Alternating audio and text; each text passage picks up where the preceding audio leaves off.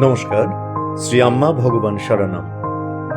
এখন আমরা শ্রী পরমজ্যোতি ভগবতী ভগবানের চমৎকার শুনব। আমি কর্ণাটকের বেঙ্গালুরু থেকে বিশ্বনাথ বলছি। আগে যখনই কেউ আমাকে বিরক্ত করত বা অসন্তুষ্ট করত, তখনই আঘাত করতে এবং প্রতিশোধ নেওয়ার তাগিদ আমাকে গ্রাস করত। আজ এই ধরনের প্রতিক্রিয়া আর আমার উপরে প্রভাব ফেলে না। আঘাত বা রাগ যদি আদৌ দেখা দেয়, তা কেবল ক্ষণস্থায়ী এবং কোনো চিহ্নই রাখে না। আমি একসময় আঘাত এড়িয়ে যেতাম এবং মুখোশের আড়ালে লুকিয়ে থাকতাম। কেবল সেই জিনিসগুলোই দেখাতাম যা আমি বিশ্বাস করতাম অন্যেরা দেখতে চায়। এখন আমি যেমন আছি তেমন ভাবে জীবনযাপন করে থাকি, অন্তরে এবং বাইরে।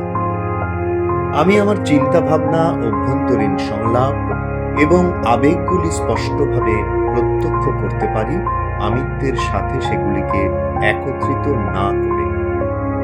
কোনো মানসিক বোঝা, অতীতের আবেশ, বিচার, অপরাধবোধ বা অভ্যন্তরীণ দ্বন্দ্ব নেই। ভবিষ্যতের ভয়ে, এমনকি মৃত্যুর ভয়েও সম্পূর্ণরূপে বিলীন হয়ে গেছে। জীবন এখন অনায়াসে প্রবাহিত হয়।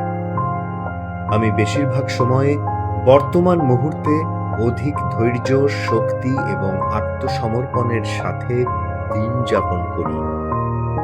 অতিরিক্ত মানসিক হস্তক্ষেপ ছাড়াই স্বয়ংক্রিয়ভাবে সব কিছু ঘটে।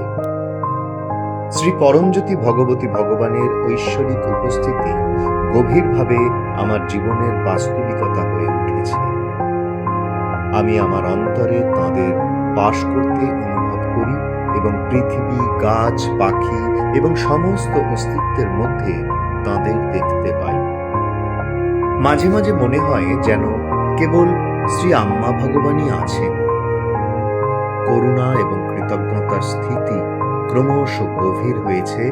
আমি যা কিছু করি তাতে আনন্দ স্থিতি সর্বদা বজায় থাকে। আমি আর মনের দ্বারা বন্দি বোধ করি না। আমি খোলা আকাশের পাখির মতো মুক্ত বোধ করি। সম্পর্কগুলি পরিবর্তিত হয়েছে এবং আমি স্বাভাবিকভাবেই ভালোবাসা এবং শ্রদ্ধা পাই, যা আমি জানি এই মুক্তি স্থিতির প্রতিফলন। আমার জীবনকে সম্পূর্ণরূপে পরিবর্তিত করে মুক্তির এমন পবিত্র স্থিতি আমাকে আশীর্বাদ রূপে প্রদান করার জন্য আমি শ্রী পরমজ্যোতি আম্মা ভগবানের প্রতি গভীর কৃতজ্ঞতা প্রকাশ করছি। কোটি কোটি ধন্যবাদ শ্রী পরমজ্যোতি আম্মা ভগবান। আপনাদের দৈব চরণ কমলে আমি চির আশ্রিত।